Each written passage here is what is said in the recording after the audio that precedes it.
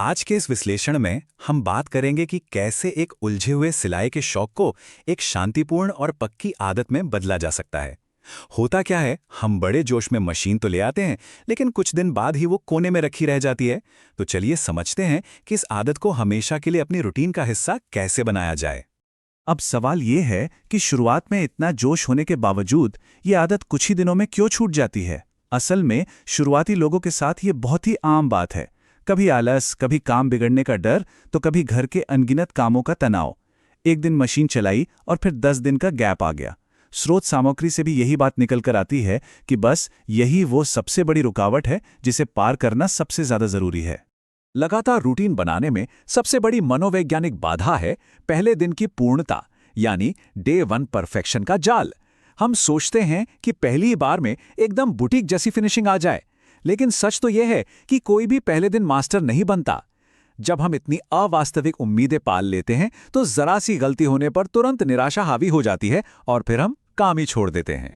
जरा सोचिए, जब एक नौसिखिया अपने काम की तुलना किसी मास्टर के शानदार और पॉलिश किए गए काम से करता है तो क्या होगा? बेवजह की टेंशन। जो लोग आज 15 या 30 मिनट में एक खूबसूरत कुर्ती तैयार कर लेते हैं, उसके पीछे उनकी सालों की छिपी हुई मेहनत होती है। शुरुआती लोगों को इस बेमानी तुलना से बचना चाहिए और अपने सीखने की प्रक्रिया का पूरा सम्मान करना चाहिए। एक बहुत ही शानदार बात कही गई है, मन को मजबूत बनाओ, मजबूर नहीं। सिलाई के इस खूबसूरत सफर में अपने मन को खुशी और अंदरूनी ताकत से साधना बहुत जरूरी है। इसे कोई थोपा हुआ भारी बोझ नहीं समझना है। अगर दिमाग में ये बात बैठ गई कि सिलाई करनी ही पड़ेगी, तो फिर वो एक उबाऊ काम बन जाएगा। ये शौक एक खुशी है, कोई मजबूरी नहीं। अब आते हैं हमारी रोजमर्रा की जिंदगी पर और देखते हैं कि घर की भारी जिम्मेदारियों के बीच समय कैसे निकाला जाए। अपनी रोज की आदतों में कुछ छोटे और स्मार्ट बदलाव करके हम इस रचनात्मक शौक के लिए आसानी से वक्त निकाल सकते हैं। जैसे सुबह और दोपहर का खाना एक ही साथ बना लेना, या फिर खाना पकने के दौरान ही किचन की सफाई कर लेना।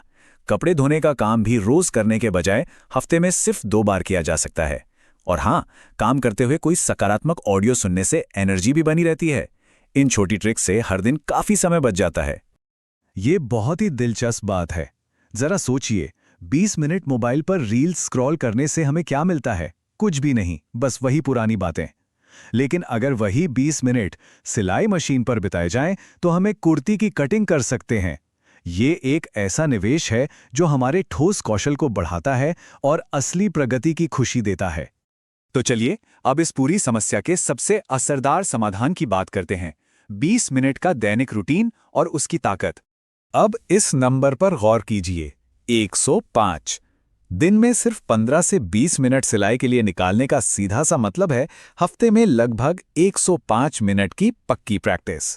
ये सुनने में शायद बहुत मामूली सा लगे, लेकिन इसके जो नतीजे आते हैं ना, वो सच में हैरान करने वाले होते हैं। क्योंकि इस 105 मिनट में, यानी लगभग पौने 2 घंटे में, एक साधारण सूट पूरी तरह से सिलकर तैयार हो सकता है। ये इस बात का पक्का सबूत है कि हमारे पास एक साथ कई घंटे खाली हों या ना हो, इससे फर्क नहीं पड़ता। अगर रोज थोड़ा थोड़ा भी काम किया जाए तो बड़े से बड़ा प्रोजेक्ट आसानी से पूरा हो जाता है।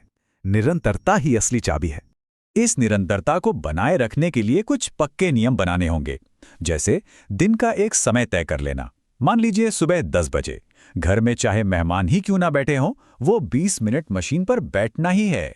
अगर कभी कोई बड़ा प्रोजेक्ट मुश्किल लगे और निराशा हो रही हो, तो बचे हुए टुकड़ों से कुछ छोटा मोटा बना लेना चाहिए। दिन चाहे जैसा भी हो, सिलाई की ये चेन टूटनी नहीं चाहिए। और यहीं पर मानसिकता को बदलना सबसे ज्यादा जरूरी है। सिलाई करते हुए अगर कोई कपड़ा खराब हो जाए तो उसे कोई दंडनीय गुनाह नहीं मानना है, बल्कि उसे अपना गुरु समझना है, एक मूल्यवान सबक। जितनी गलतियां होंगी, आगे के काम में उतनी ही ज्यादा सफाई और फिनिशिंग आएगी।